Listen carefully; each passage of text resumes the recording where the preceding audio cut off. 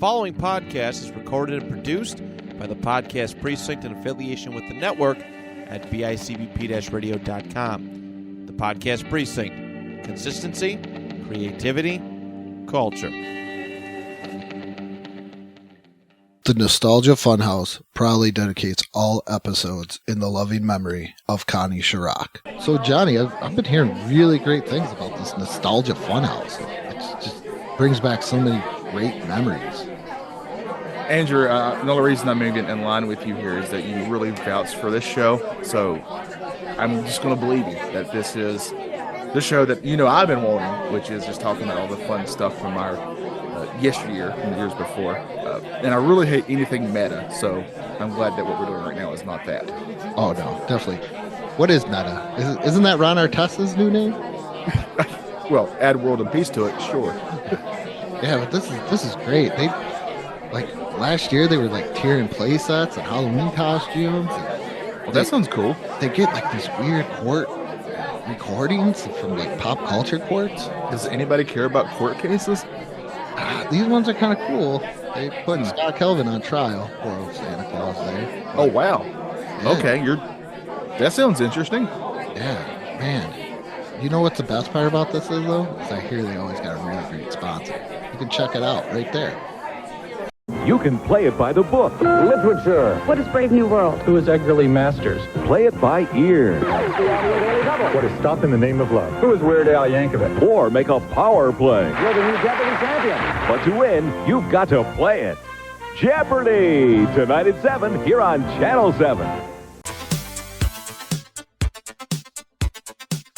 Hello, everybody, and welcome to one of the most amazing podcasts ever and the number one rated podcast on the BICBP radio network, named the Nostalgia Funhouse. I'm your host, Andrew Lenz, and let's see who my co-host will be today. Roddy, can you tell me now? Oh, here we go, Andrew, and we got Johnny Townsend. Come on down. You're the next co-host on the Nostalgia Funhouse. I can't believe this. A dream come true. $1. I bid $1. And not a penny of her. I love how you went 20s gangster there. Yeah, see? Yeah, see? Yeah, see? The price is wrong. That's really close to my Skeletor, just FYI, for those who are wondering. I do enjoy your Skeletor. Or I enjoy Skeletor on Wink Wink, the panel discussion. Yes. It's always against the He-Man. As one of my good friends calls me, an effing mark. No. I know your name's Andrew. It doesn't make any sense. He apologized. No. I was getting ready to go. I was getting ready to message. There was a lot of apologies on that last episode. Oh yeah. Oh yeah. I enjoyed it. But much warranted. You needed Bret Hart on there to apologize to Goldberg. But it wouldn't be sincere. Would Goldberg have to apologize to Bret Hart? I think I don't know either man, obviously, but my feeling would be Goldberg could fall to his knees and beg for forgiveness and have the greatest apology of all time that seemed the most sincere anybody could ever be, and it wouldn't change Bret Hart's mind. No. Because on a scale of 1 to 10 as a wrestler, Bill Goldberg is a 0. But like we said before, you cannot bid 0 as we talk about and get into. We're going to talk about game show hosts, and then we are going to give our own personal. These are personal. These aren't saying these aren't goats. These are our personal Mount Rushmores of game show hosts that I feel probably have meant the most to us in our youth and probably even in adulthood. Oh yeah. Yeah. But what do you think makes a good game show host? The game show can be good, but have you ever watched a game show and you were like, I'm kind of don't like it because I don't like the host? There is a obviously they got to know how to move the pace along. I think that's very important with a game show host. You got to know how to roll with the punches. I think you got to be at least a little decent at improv, just because you don't always know what people are going to kind of bring your way. Because these are, I mean, honestly, it's mostly real people who end up on these shows. Yeah. And you never really know truly what they're going to say. And you got to kind of roll with the punches and see what you get. That's probably why there's so many really fun, like Steve Harvey, collections of him hosting Family Feud, because he's really good at rolling with the punches of whatever wild, insane thing that happens around him when it comes to that kind of stuff. But that's one thing. Another thing would be how their voice sounds. Does that make sense? Yeah, because there's a lot of times, and I know people probably don't maybe like my voice or something. So yeah, I take no offense where I'm watching like a YouTube video and I'm like, we're good on this. Yeah, the sound of someone's voice is very subjective, obviously. There's plenty of people out there who hate mine, I'm 100% sure. And on top of that, I'm Southern, so that's not helping me either way. So, I sound like this and I have a twang. So sorry about that. You are the Jim Ross of podcasting. I appreciate that. That's the biggest compliment I've ever gotten. I appreciate that a great deal. Vince McMahon didn't like Jim Ross at one point because of a Southern twang. Yeah. Now look at Jim Ross. Everybody loves Jim Ross. It's not Raymond. It's Jim Ross. You're right, JR. I've ever heard somebody say Jim Ross is horrible, get him off the air. I don't think until recently, and it's just because he's getting old. Yeah. I don't think I've ever heard anybody say that. Yeah, that's true. But the way the voice sounds is very important. I mean, that goes for game show host and YouTube host too, by the way. Yeah. There's been plenty, but there are some that'll grow on you. Like they'll have such a very distinct sounding voice that they grow on you. There's just one guy on YouTube who does like top 5 creepiest whatevers. But he's got a voice that kind of goes like this at the end when he talks every time. It's chills or something like that. And when I first heard it, I was like, I can't stand this guy. But now it's like one of my favorite things. Because he always sounds like that, no matter what. So just imagine whenever he's in any sort of situation that's how he sounds, no matter what. Like he could be having the greatest session of lovemaking ever, and he's still going to sound like that. Just in the throes of passion, that type of thing. So it's so the sound of the voice is important. And as weird as this may sound, like a presence about you. Yeah. Like even just how you stand, there's different styles. Like some hosts are more loose than others, but it's whatever kind of works for you. There's got to be like I don't want to give away any of my top 4 here, but I would say all the ones that I picked have sort of an aura about them in a way. And I think that's very important. And then obviously you got to have some sense of personality one way or the other. Yeah. But at the same time, you got to know when there's a moment happening and when to kind of step back and let that moment happen also. Like, I really like Richard Kind. Is it Richard Kind? Al Borland, Richard Kind, or is that something? Yeah. Okay. Yes. I really like him. Like I liked him on Home Improvement, but Al. Feud host, not the best considering what you would normally see on Family Feud. When you put him up against the Ray Combs, Richard Dawson, and now like Steve Harvey, he's bottom of the barrel when it comes to that, if you think about it. I was such a giant Home Improvement nerd that I loved it because I love Family Feud.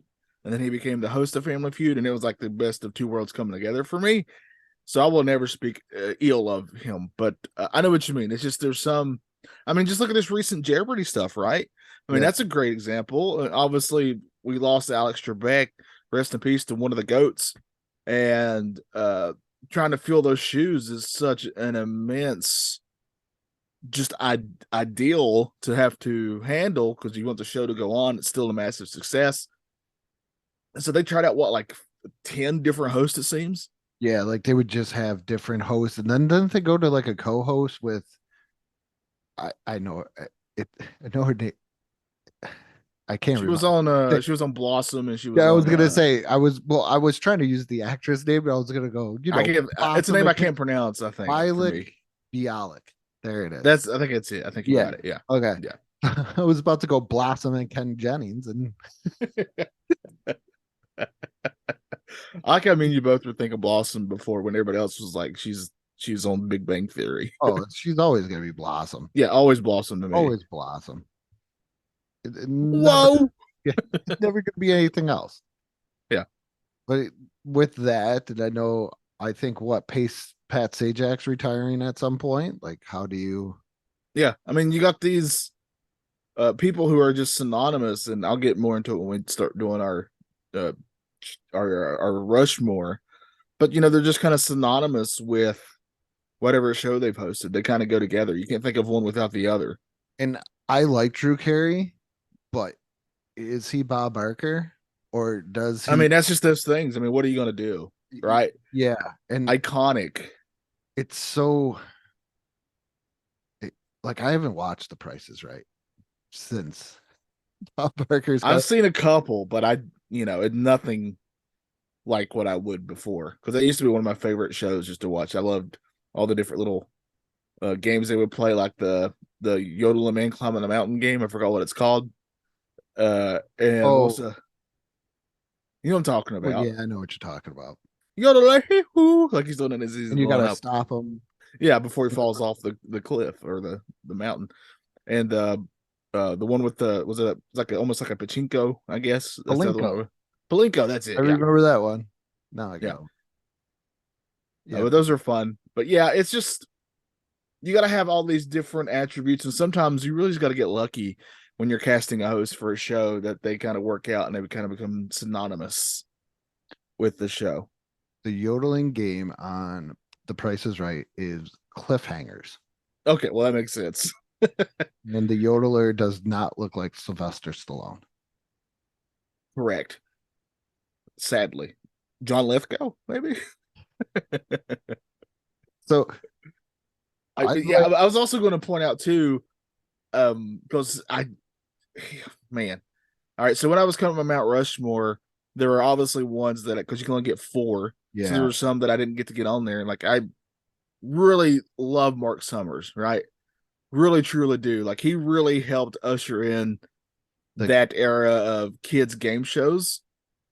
And you just can't think of the 90s kids Nickelodeon without thinking Mark Summers.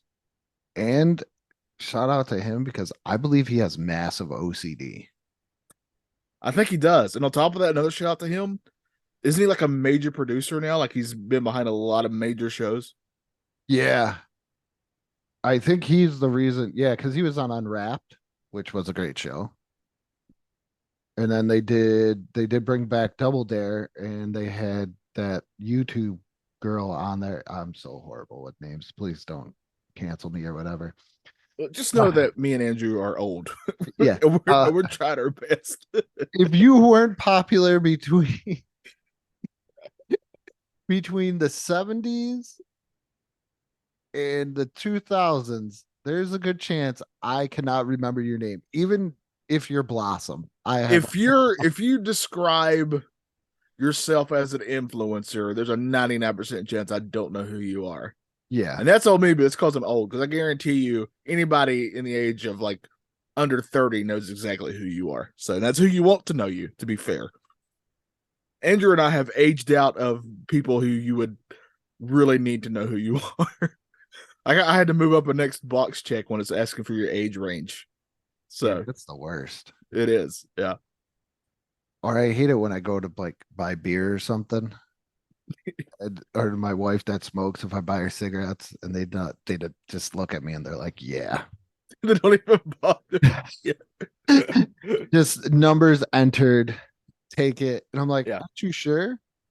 Aren't you sure? I got excited the other day at work because I was on break with three other guys, and somebody left their Dorito bags. Yeah. in the break room, and one of the managers were like, which asked our manager, our supervisor was like, or one of the supervisors asked our supervisor, which one of them boys left these Dorito bags? And I was so excited to be referred to as one of the boys, as a boy, as a boy. Like I was like, oh, okay. I'm not super old right now. That's not bad. Like everybody, like, oh, wow. Why would he say? I'm like, I'll take it. The other thing I learned too as I'm getting older is kids, if you're listening to this, lift with your knees now because the back goes quick. And it's one of the first things that seems to go is the back. Yeah, 100,000,000% on that. When they tell you to lift with your knees, they are not joking. Please do that. So the Eliza Kushi, I want to say that's her name. The new. I'm so bad. My kids were. It can't be. Is it Kushi for real? It's Ko or Kosai. It's Koshy. It's got. I want it to be Kushi so bad. Liza Kosai or Kushi or I can't. I'm so bad. I can't even say places where I live. So. I honestly don't know who this is. I didn't know who it was either, and I got very upset. And my kids were like, "Oh, it's Eliza," and I was like, "Don't care. Why is Mark Summers being the announcer? That's not his job. He should be behind that podium." I just now discovered Game Grumps, and they're like two guys who are my age on YouTube, so I'm way behind on this stuff. Okay, yeah, I'm still watching AVGN, so. Oh yeah, I still watch, of course, yeah. And that's an OG right there. Yeah, I also enjoy. Yeah, that's pretty much it. Other than Jim Cornette and random wrestling top 10 lists from Parts Unknown and not Cultaholic. I don't like them anymore. No, Cultaholic I like. I don't like what culture. I get them confused. And kind of the same thing. And Triple Jump, because Ben Potter talking about voices, I could listen to that man talk all day long. There are some great voices on YouTube for sure. Ben Potter from Triple Jump, best voice on YouTube. Yeah. And Dad to Harry. But the cool thing though about Richard Dawson is Richard Dawson, a game show host, played a game show host in a movie. Whoa. He played in one of my favorite. Is it my favorite Arnold? No, it's got to be at least top 3, maybe. Arnold movies, The Running Man. Oh, yeah. Yeah. Or if kids nowadays would like to see a similar version of The Running Man, The Hunger Games. Without children. A grown-up Hunger Games. Yes, where I saw a man's head get separated from his body. But once again, my child. Kids movie. Yeah. This is a kids movie. Kids movie.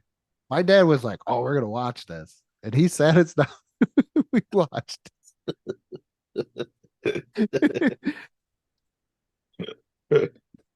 I kind of get like a little resentful sometimes. I had parents that were so blunt, but then again, I'm happy I did because nothing was like sugar coated. Isn't it always kind of fun when you see somebody who is on television, but they're not an actor, but they show up in movies? Yes, at time in shows. Literally, I was watching. I know this is a giant brag, a major flex coming upon all of us here. Let's hear it.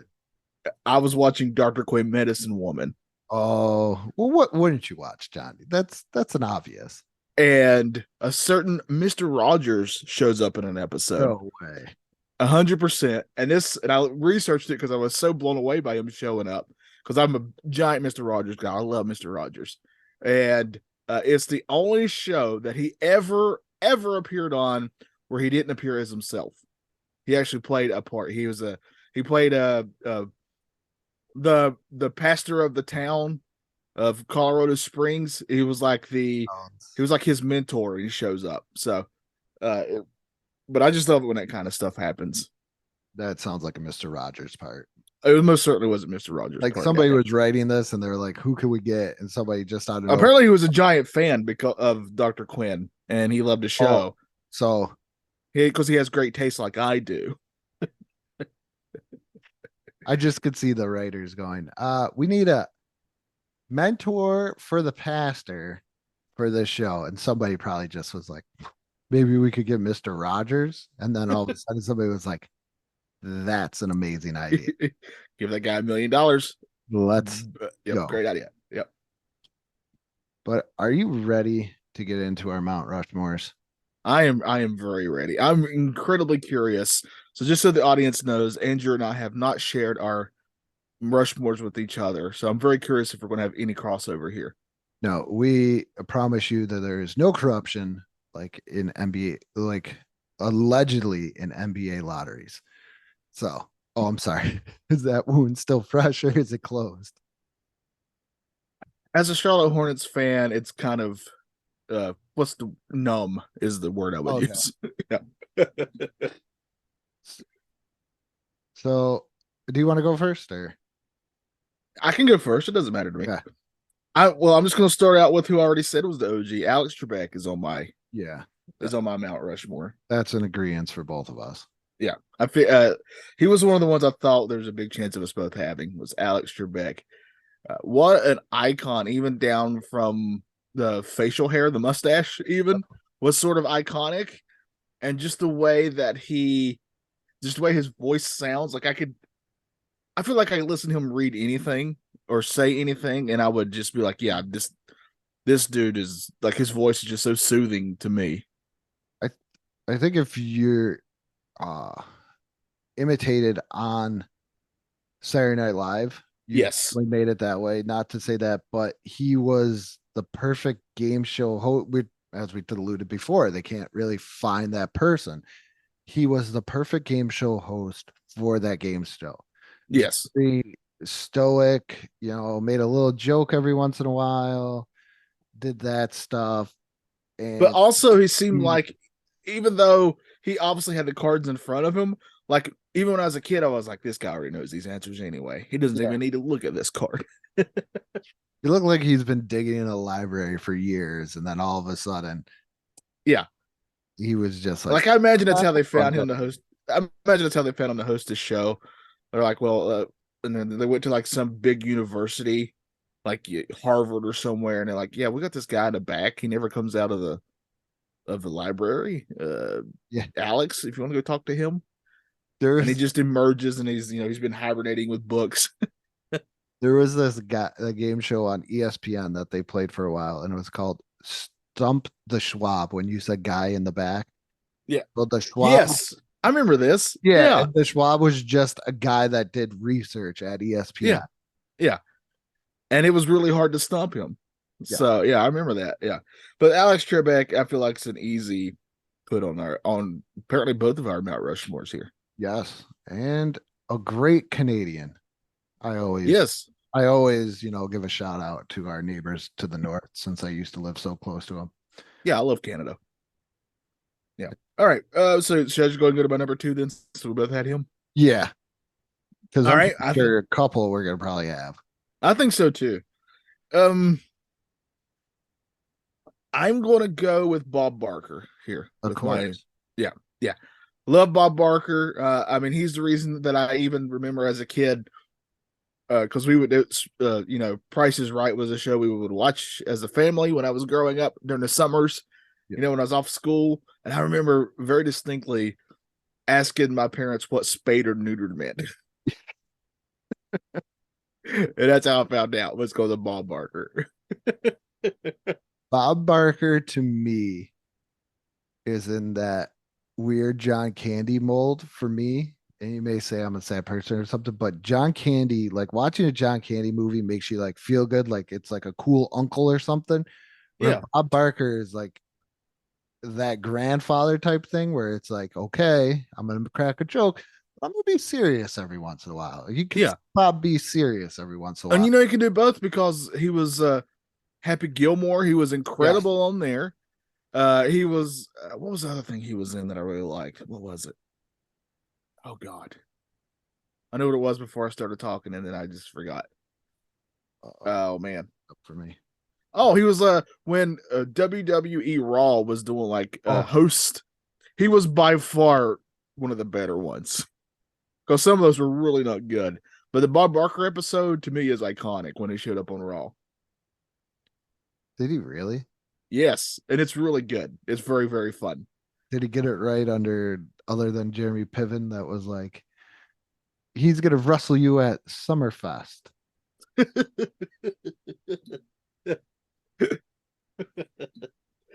Yeah, Bob Barker. I mean, on top of that, to me, I'm with you. Really, really good. If you want to learn, if you want to be a game show host, I would dare say watch video of him and how he actually interacts with people. He was also the host of Truth or Consequences.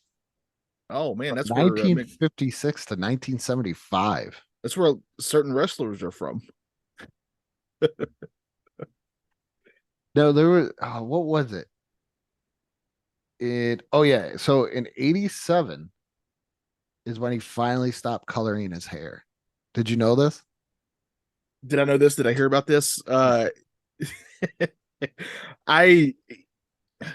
no, because he's always been he's kind of looked the same for me ever since I was a kid. Yeah, that's true. 87 is probably when you get more. Yeah. But yeah, he used to color his hair. And then finally somebody was like, just don't do it and see how people are. So could you imagine having Bob Barker all the way through your childhood without the white hair?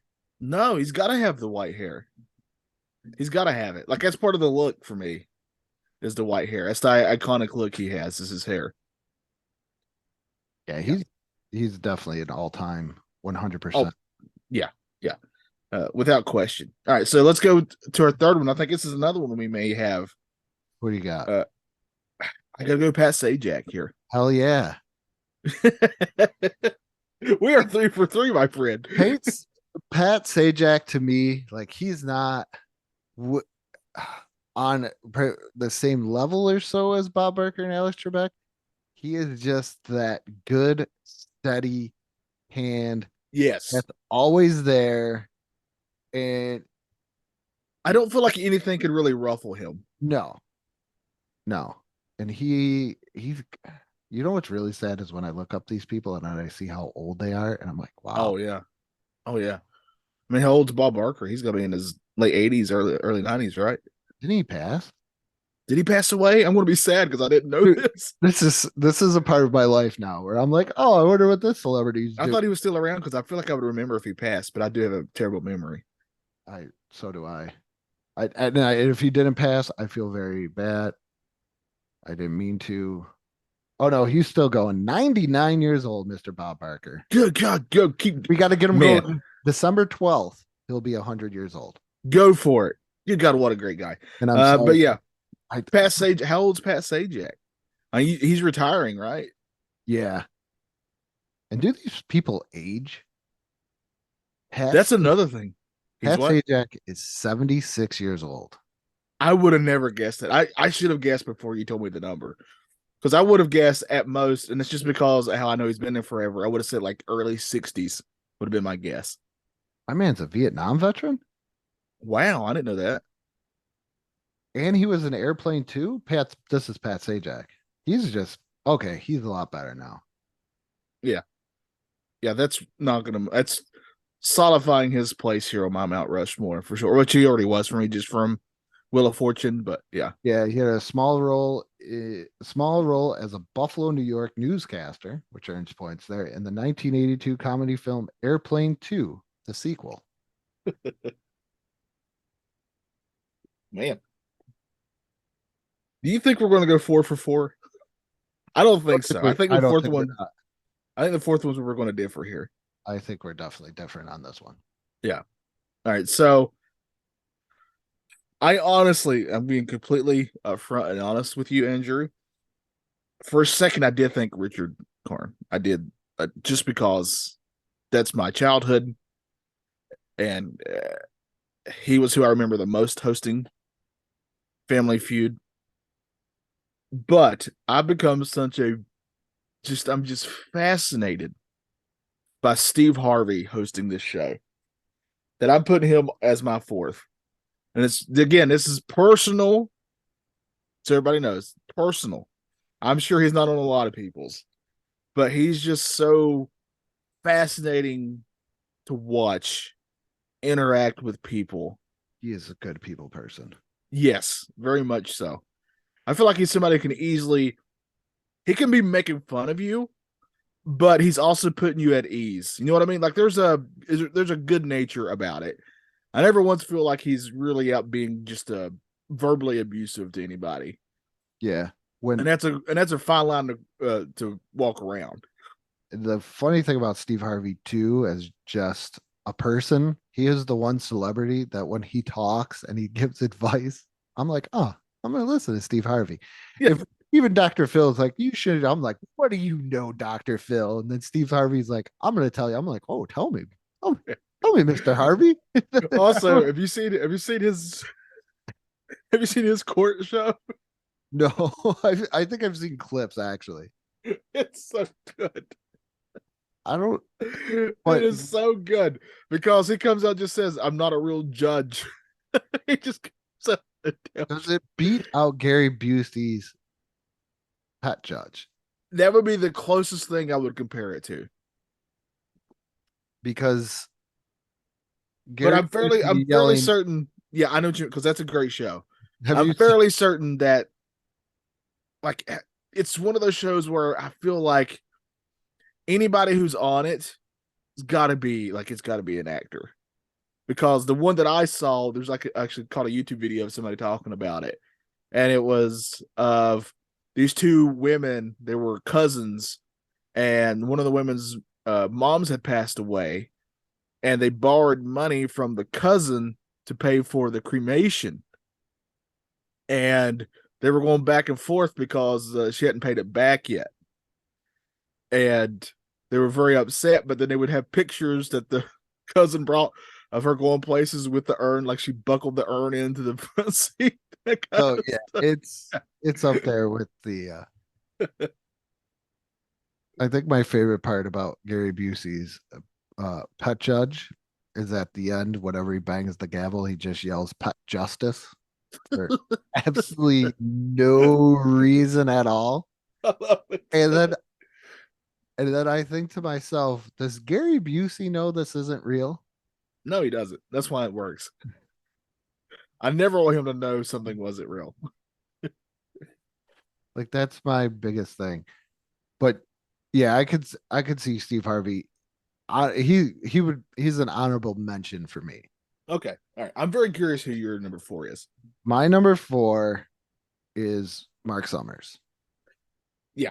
He was the other one. Obviously, I mean, I already brought him up.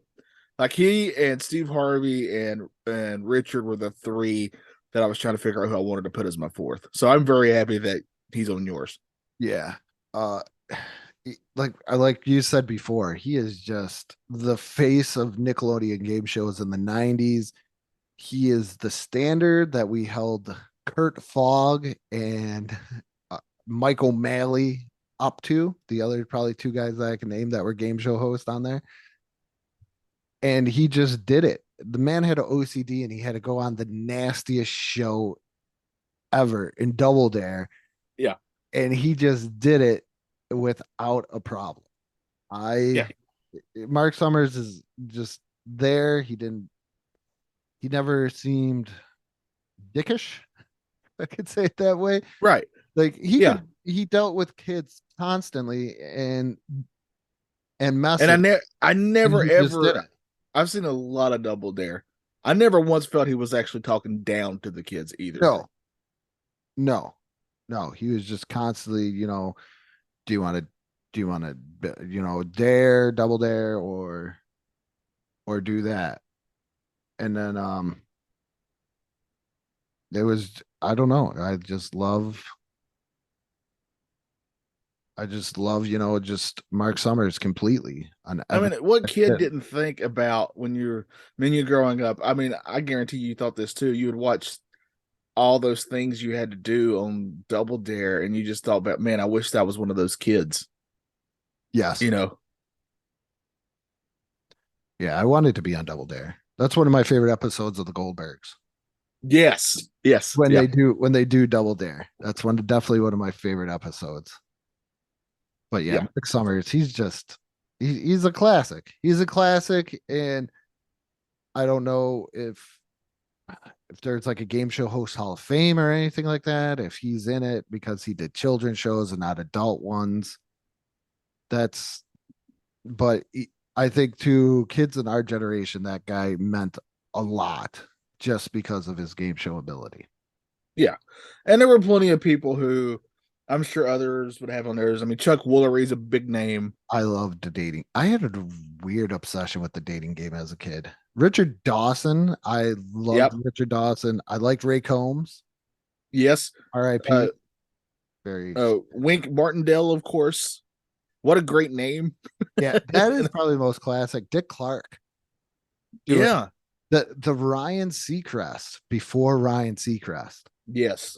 Just doing everything on the 20,000. Now, isn't it now the $100,000 pyramid? It might be. I mean, due to inflation, yeah. I'm trying to think who else there is. Yeah, because I'm looking at like a top list. Chuck Barris, who did he did the dating game and the newlywed game. Where do you like to make whoopee? Yeah, yes. Groucho Marx. They got him on here. And they got him on here. You got him on here. Say, yeah, man.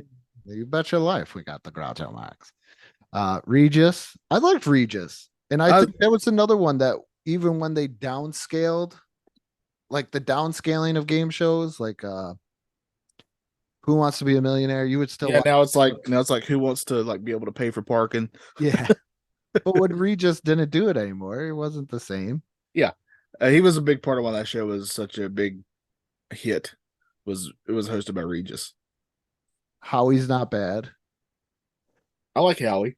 And then Ann Robinson from The Weakest Link. I think she's one that got old after a while because it was like the stick. Yeah, I mean that was the whole thing about that was you're the weakest link, goodbye. Right. I mean, that was the whole thing. Once that runs its course, it's what are you gonna do? It's not like, and the answer is. Yeah. You can put that in the form of a question. Yeah. Or you're bankrupt, or would you like to buy a vowel or solve the problem? Yeah. What's your opening bid? Yeah. See? Yeah. A brand new car. Oh, that was more Roddy, yeah. But I believe Rod Roddy's now. I wonder is he with us? While you're looking that up, there's this great documentary that's about the guy who went to like so many Price is Right tapings. Yeah. And he learned what everything was actually worth. So he knew the patterns and everything the show would use. And he actually had he basically knew the price for everything down to variants of them. Like if it was a new car, because they'd always tell you what all these cars would have. Sometimes there would be different packages like you get with cars, and he would even know the difference in prices there. And so he knew everything. And this whole documentary is about him actually getting on there, and it is fascinating. I've seen that one. It's The Perfect Price or something like that it's called. Something like that. Yeah. Yes, Rod Rowdy, all from Fort Worth, Texas, passed away in 2003 at the age of 66. Oh man. Shout out to Rod Rowdy. Yeah. R.I.P. You are amazing. You made my childhood awesome by just yelling out people's names and saying, come on down. But see, that's a catchphrase. I think that's the other thing that makes a good game show host is can their catchphrase live on where you're not getting sick of it? Yeah. Like the physical challenge and just saying certain things like that. Yeah. Kurt Fogg. Do you want to use a lifeline? Yes. But that's more Regis than same. Yeah. The Katie Couric now. I thought it was Meredith. What's her name? Yeah, Meredith. Okay. Yeah, and I do like her, but it's just not the same. Why is I haven't watched very many after Regis stopped doing it, and obviously big time rest in peace to him. Another legend gone. Yeah, many summers of being with my grandmother watching Regis and Kathy Lee. Yep, I know exactly what you mean. Too early to go outside. One TV in the house. You're watching what grandma's watching. I feel like there was an episode of Regis and Kathy Lee where they had the Ninja Turtles on for the Secret of the Ooze movie. I have a very vague memory of this. I need to look this up now. They were for sure on Oprah once, and that was really weird. Do recommend looking that up too. It's very odd. I heard that question. Yeah. The Ultimate Warrior on Regis and Kathy Lee was the absolute worst thing I've ever seen. Oh, I'm glad we're bringing this up too. There's a great on YouTube. There's a great video that has all the wrestling interviews that Conan O'Brien has done. Highly recommend. They were on Regis and Kathy Lee, and it's like it looks like the same as Oprah for the coming out. It's the coming out of the shell tour, which we need to put on the schedule because shell, yeah, we do. I think this is something that's going to sadden Johnny, kind of like when we watched Ready to Rumble last week. Oh, it will. It's not good, but I will definitely do it. Yeah, because it was great when I was a kid. But it's. I have a very distinct memory of them also showing up for Ninja Turtles 2: The Secret of the Ooze, because I even remember the clip they played. It's the clip of when they're in April's apartment and they're playing football with the pizza. Okay. I didn't think about it. And Raph dives over the couch with his sigh and catches a slice of pizza with it. And goes, touchdown. Yeah. That was the only Teenage Mutant Ninja Turtles movie I owned was The Secret of the Ooze. But I think my aunt got it for me for Christmas. She was buying us tapes. And I think for like 3 Christmas, I got Mickey's Christmas Carol, which I hold very near and dear to my heart. Batman, the one with like Batman 1989, which was like huge. I say she knocked out of the park 3 times, if you ask me. And then she got me Secret of the Ooze. That's home run after home run after home run right there. Yeah. And I watched the crap out of those because I love movies. So but that was the 3 movies I remember her getting me for like 3 consecutive Christmas. Well, it's flexing on how great she is. I was a little upset, but this is the childish thing because my brother, the year I got Mickey's Christmas Carol, he got the Disney sing along. With the do you remember those? With yes. Ball, do. And I know it's canceled today, but I really enjoyed the Zippity Doo Dah song, even though the sound of the self. Is that what it was called? Is like something like that. Yeah, there's a lot of not so great stuff now in it looking back, but the music itself is very catchy. Yeah. But is there any other game show hosts that you want to mention? I think we got all the big ones, honestly, and all the ones that I really want to make sure we've talked about. If you could host a game show, here we go. I'm going this route. You know me, I always got trying to get something in the back pocket. If you could host a game show, which game show would you host? Man, for me, I know it's not Jeopardy. No, definitely not Jeopardy for me. How about you have to pick a kid's one and an adult one? Well, I know I couldn't do Jeopardy because that's the one show where I can get 20 questions wrong in a row, and I will. But if I just get one right, I feel like the smartest man in history. But it just happens so rare. That's despite I feel I'm fairly knowledgeable overall, but like so it would definitely not be that. It would have to be a show where I'm allowed to be a little loose with stuff. So either like Family Feud you would be amazing on Family Feud. I'm thinking Feud or just because it's just again part of my childhood. I would have to go Price is Right. Those would be the 2 I would want to do. I would want to do probably Nick Arcade. Yeah, I went there. Oh, that would be my kids' one. 1,000,000% Nick Arcade. I would go Nick Arcade, even though when you watch that back, when you would watch him go into the video games, you're like, this is amazing as a kid. And now you're like, not so great. Technology. Yeah, and it's always the same games. Yeah. Though I will still to this day mark out over Sonic the Hedgehog. It's always the same game. And when they go into the arcade, you ever notice too, like the hit boxes don't register? Yeah. I get the coin. Yeah. Like, yes. Yeah. But at the time, That was major technology. That was. But now it's like, not so much. I used to think it was awesome because I go to my dad's house on the weekends and he would let us eat dinner in the living room and we were able to watch Nick Arcade. And I was like, oh man, yeah. For an adult one, like, man, I think I would want to do. Actually, you know what I would want to do? Because I have a weird thing where I enjoy grocery shopping. Give me supermarket sweep. Love it. Absolutely love it. Yeah. Those would be my two ones. And even today, even with inflation and when I watch reruns, I'm still nailing prices on supermarket sweep because it's so fun, right? Oh man, what a fun show. I think it's very underrated. I remember watching it and being like really mad when the people were running down and they would just miss the obvious big icons that they can grab, and like the Green Giant. They would miss those. It's like, he's right there, just grab him. I love the announcer on that one too. Shout out to all the cool announcers. I don't know who the announcer was on Supermarket Sweep, like Rod Roddy, the guy on Double Dare.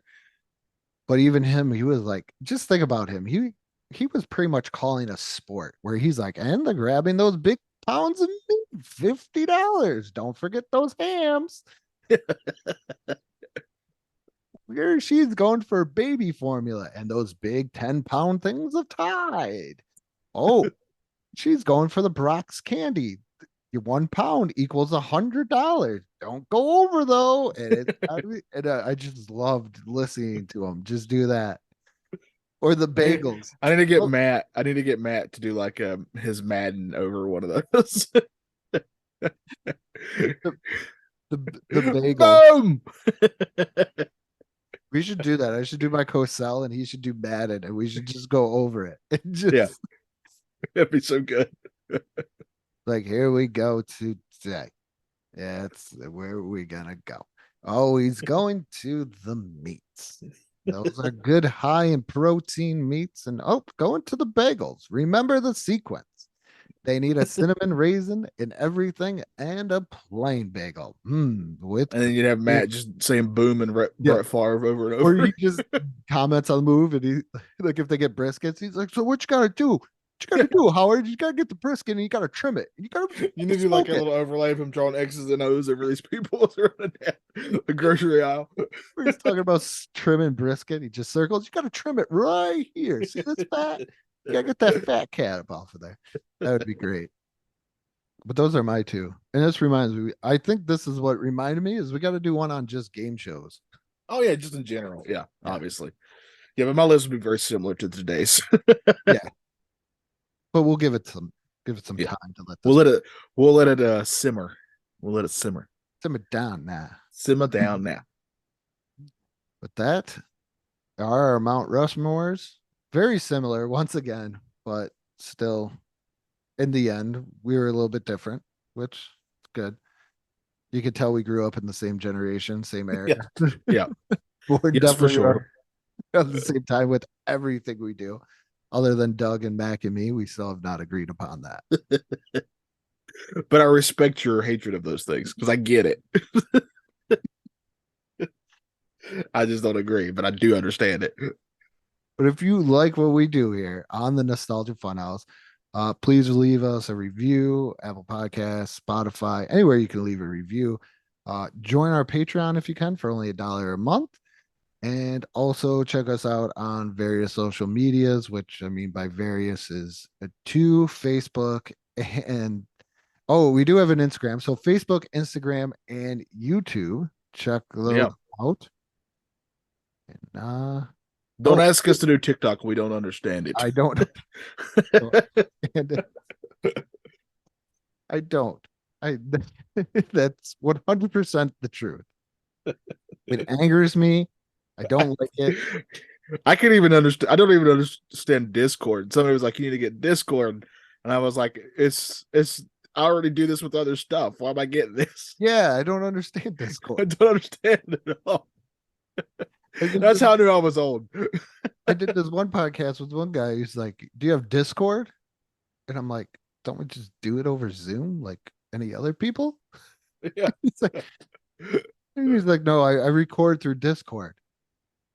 I'm like, no. And then my kids are like, oh yeah, it's like a chat. And I'm like, so why are we recording if I have to type? They're like, no, you can talk through it too. I'm like, I don't like this.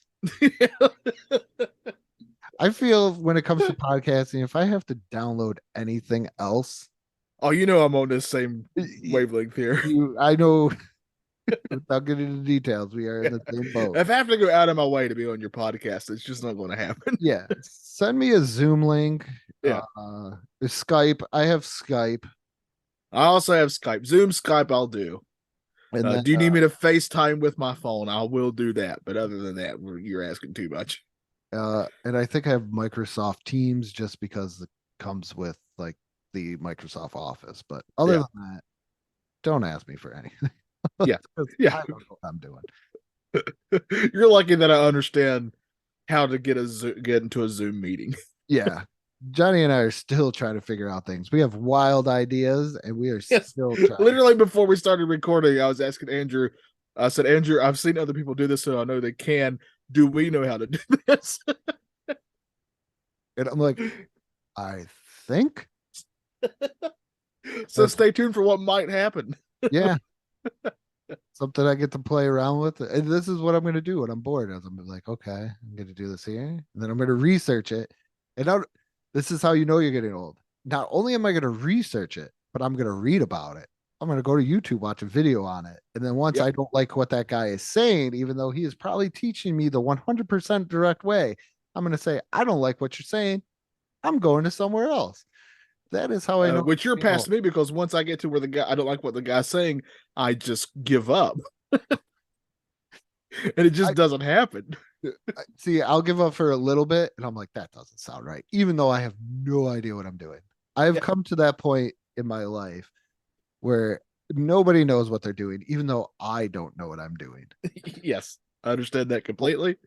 Or even watching like baking shows on TV where these people are professional bakers and own their own business. And I'm like, I don't think you're supposed to be putting that fondant on. Yes, I do that.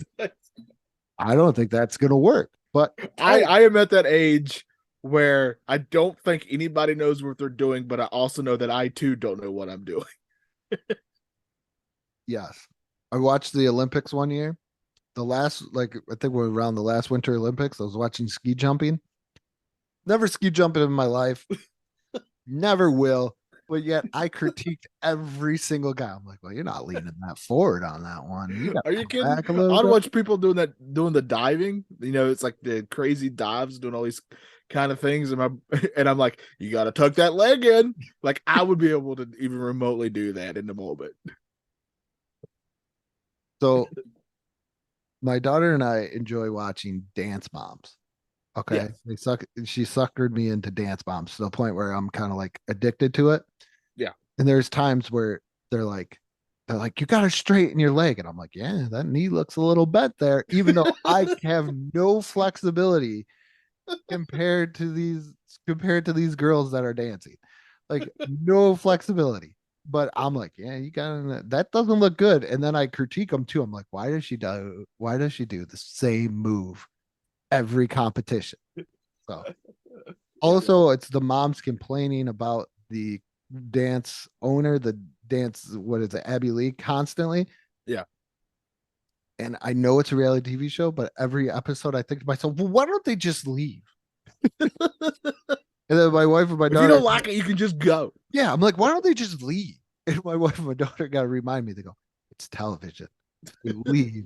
They don't have a show. And I'm like, oh, yeah. Yeah. So, but really, why don't they just leave? Want them to go. If you're going to go. If it's that bad, Abby Lee Dance Company, then go. Yeah. I'm with you. So not only did you get our Game Show host of Mount Rushmore's, but you got a little lesson into me and Johnny getting older and slightly angrier about things. Yeah, and me discovering that Dance Moms is a thing. I didn't know it was, but I'm intrigued. That's how I know about JoJo Siwa. I don't know who that is. Girl with the bows. He always wears the big bows. Okay. You're just like, this is is this French? I don't know what you're talking. She was on Dance Moms. She's pretty big now. I'm sure she is, Andrew, but I'm 40 years old. Come on, you got like nieces and nephews. They've never. My nephew has never once said that name. Nephew, okay. Yeah, I do have a niece, but I don't get to talk to her near as much. She might know who that is. I don't know. Recall. Do you know who JoJo Siwa? I'll get it wrong. But do you know who JoJo Seaweed is? Sideways. Do you know who Jack Succotash is? Who? The dancer. JoJo. Yeah. I can't even think. JoJo Sidecar. Yeah. JoJo Sick Bay. Something. Joseph C. No, I don't know who that is. Yeah, you got to. No, but yeah, JoJo. I think because I have kids, I think that kind of helps me. But yeah. Well, you're the Generation Z guy, anyways. Isn't that what you got on the YouTube video? I did, but it didn't make any sense. Oh, okay. I'm looking at her. I just have to look this person up to see if I've seen them before. I swear to you, I've never seen this person before. But you're right. She has like a big bow in her hair. Yeah, she's always had like a big bow. Yeah, this is not a world I'm familiar with. Yeah, if you ever want to check out Dance Moms, just go to... Of course, I'm the target audience for Dance Moms. It's shockingly good. You think I'm kidding? I'm the guy who watches Dr. Quinn Medicine Woman. I think you would enjoy Dance Moms. I do. Stay tuned for the next episode where I give my honest critique and review of Dance Moms. I've actually gone into serious consideration starting a third podcast with my daughter based on Dance Moms. I would listen. It's on Tubi and Pluto for free. Oh, there we go. Disney Plus? Jeez. If it's on Disney Plus. That's how you know it's quality. Yeah. That's how you know it's definitely quality. But as we went off into a tangent, but thank you, everybody, for listening. And with that being said, good morning, good afternoon, and good night. And I vow to you, I will try to figure out who JoJo Siwa Jiwa me is.